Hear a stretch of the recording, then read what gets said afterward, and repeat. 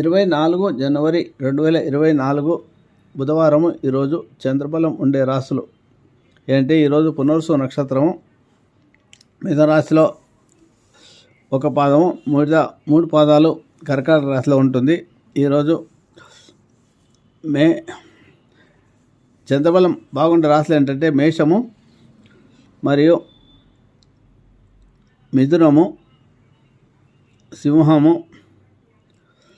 కన్య, ధనుస్సు, మకరము రాశులకు చంద్రబలం బాగుంది. తారబలం లేకపోయినా చంద్రబలం బాగుంటే ఏవైనా పనులు చేసుకోవచ్చు.